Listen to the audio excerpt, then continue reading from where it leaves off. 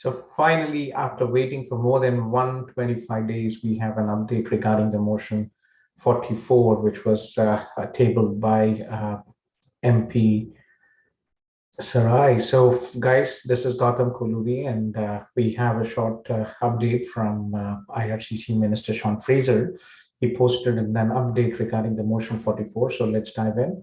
So basically, what is following an announcement? I just posted it in our Twitter. I just posted in our Facebook group here.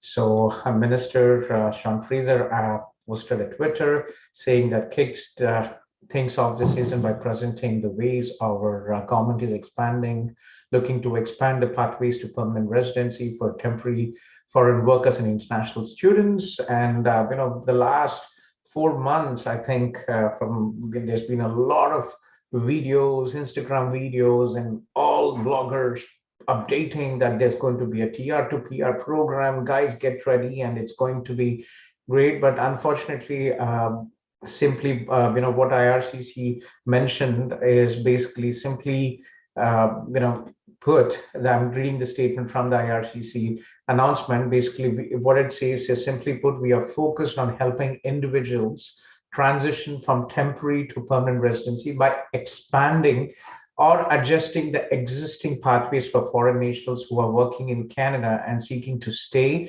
including international students. So basically, what it means is that there is no new TR to PR program. The government of Canada and IRCC, they are basically made a statement today that they are going to make changes to the by expanding or adjusting the existing pathways. So this is basically what has been, I think probably a confirmation of what earlier this year Minister Sean Fraser has mentioned. And second, aligning the express entry with the economic goals and with the shortage occupations and with focused on employers, Canadian employers, to meet the requirement of the employers. So this is basically what it comes to. So no TR to PR program, and current immigration pathways will be adjusted to ensure that international students and temporary workers here in Canada will be able to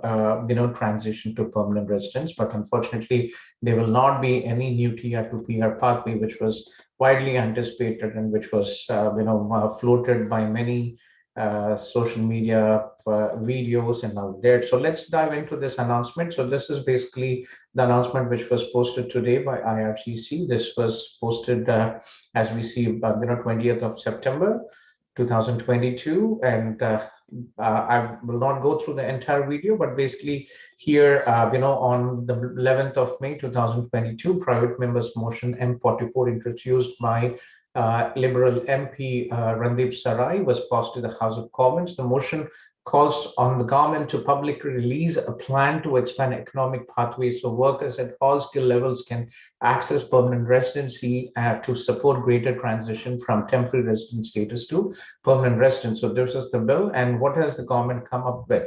So the government wants to, as I just read it, simply put, the government is focusing on helping individuals transition from the temporary to permanent resident by expanding or adjusting the existing pathways for foreign nationals who are working in Canada and seeking to stay, including the international student graduates. So there will definitely be more weightage. As we went through yesterday, I think we did a Zoom session and we were talking about the motion 44. So more weightage to Canadian work experience to support international students who are already invested the time and effort out here. So the government has come up with a 5-pillar strategy to achieve its objective. So pillar 1, which is increased immigration level targets outlined in the Immigration Plan 2022 and 24. Yes, as we know, the IRCC did update the targets, and 430 plus, which has been increased, and we've discussed this previously as well. So the IRCC has confirmed that one of the foundation for the M44 to ensure that international students and temporary workers will get their PR ways through the increased immigration levels. To facilitate that, increased immigration levels were increased. Second, pillar 2 aims to reform the express entry system, including by increasing the flexibility in the immigration selection tools under the express entry to the recent changes. As we know, Minister Sean Fraser, they proposed and approved the immigration changes to the IRPA and Immigration and Refugees Protection Act, and this will ensure that there will be targeted draws based on the shortage occupation, based on the regions, based on the languages where IRCC wants to focus on. So this is targeted draws. There will be changes to the express entry where IRCC will have targeted draws based on the shortage occupations or language, work experience, and education. So, for example, IRCC focus on IT professionals, so there will be a targeted draw or a or a subclass within probably express entry where they will target IT professionals or maybe healthcare workers. So that is the second clause, which second pillar. Pillar 3 is making improvements to the permanent economic immigration programs to help transition from temporary to permanent resident in demand occupations. So this is how is IRCC planning to do it, to change by changing the NOC classification. As we know, from November, the NOC classification is moving to a different, and there are some previously there were some NOC NOC classes which were not eligible in the current NOC classification, and these have been added into the new classification and will be eligible under the Canadian Experience class.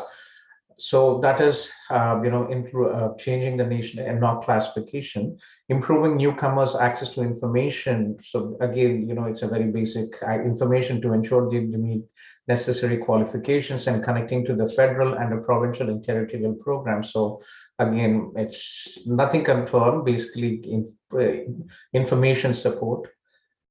Exploring better ways of transition to essential workers, healthcare workers have been mentioned, and supporting. The next is, in-home caregiving occupations and also agriculture, agri and food sector. So that was the third pillar. And the fourth pillar, what it says is to support the French-speaking Pillar 4 aims to support communities in attracting and retaining newcomers, including the Francophone immigration. The government supports Francophone minority communities outside of Quebec and aimed at meeting 4.4% French-speaking immigration target by 2023.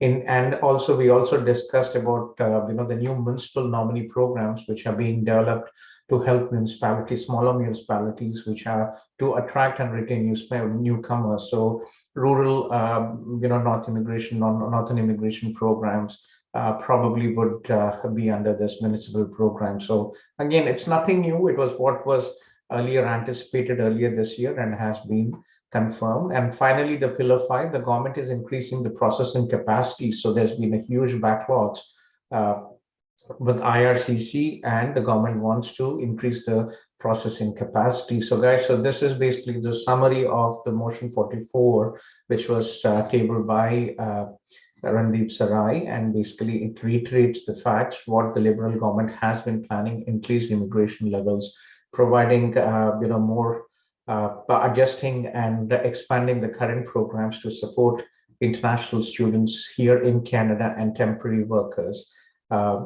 Third is economic, focusing on shortage occupations and healthcare workers, agri-food workers.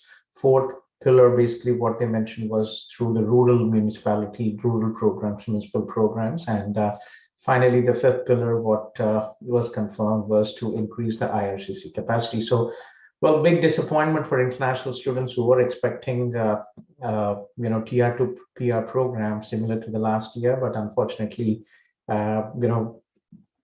not really what was expected. But still, it is compared to the other countries, compared to the US, compared to Australia and UK.